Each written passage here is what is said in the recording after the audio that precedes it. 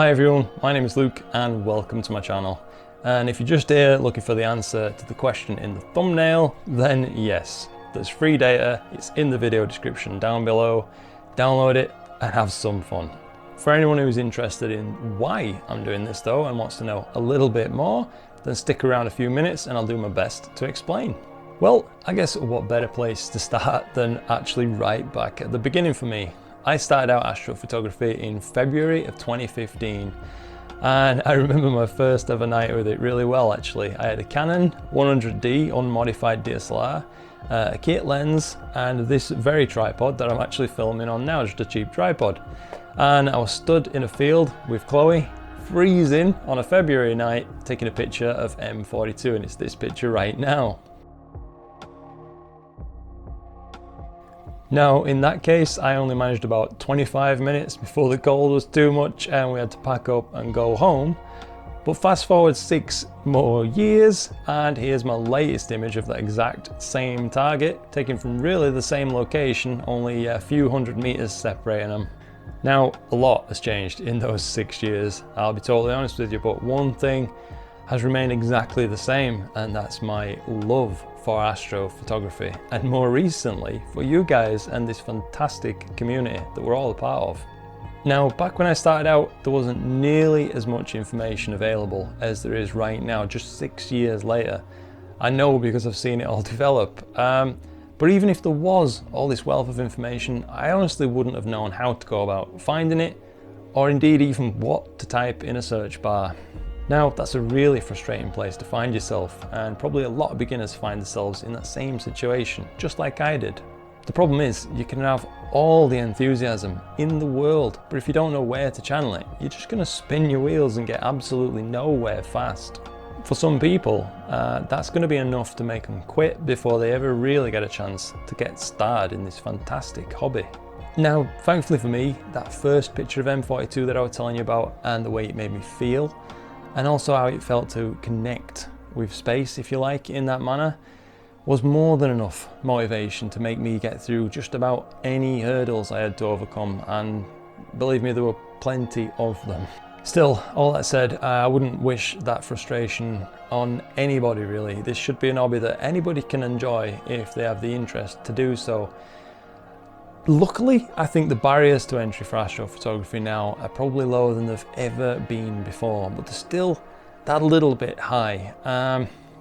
That said, if you want to find information these days, it is really just as simple as perhaps jumping on YouTube, for example, or one of the fantastic forums. Just type in astrophotography tutorial and you'll find a wealth of content, all aimed at beginners, and it's just easily digestible stuff, which I really could have used back at the start. What there's not a huge amount of though, and now kind of on to the point of this video, is amateur data sets. It's all well and good downloading data from, let's say, Hubble Legacy Archive, or maybe professional grade observatories and things like that, and processing that sort of data. In fact, it's honestly loads of fun, and I'd recommend you do it anyway, because why not?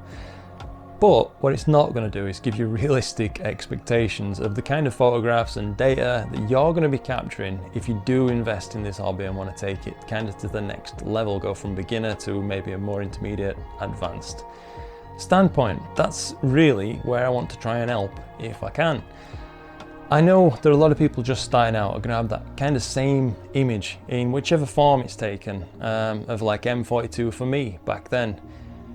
There's nothing wrong with that image, really it did its job and that's all that really matters, but at the end of the day there's only so much you can learn from a data set of that kind of quality and depth of integration. Now, just to be crystal clear, I'm not saying that my data is perfect or anything like that by any means, because it's not, but in a way that's exactly what you need to be working on. It's realistic stuff and it's going to bring up realistic problems that you need to solve in processing. These are going to be things that you're going to encounter yourself if you do upgrade and buy your own equipment and start taking your own similar stacked images. So I'm going to start out by uploading a decent chunk of varied data taken over the years from different one-shot color cameras, different mono cameras. It's just going to be a nice mix, and I'm hoping that maybe that will help any of you guys thinking of a camera upgrade or a camera change or things like that, or even if you think that you maybe should or shouldn't upgrade from something like a modified DSLR, being able to process this data and try it firsthand for yourself might help you make that decision. Now, I have no idea and really no expectations of how this is going to pan out. If there's really no interest, that's absolutely fine. But if there is some interest and people are using it, learning from it, and perhaps most importantly, having some fun with it, then I see no real problem at all in continuing to keep sharing data steadily over time.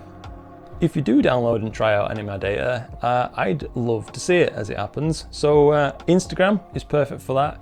If you don't have it, I absolutely fully understand.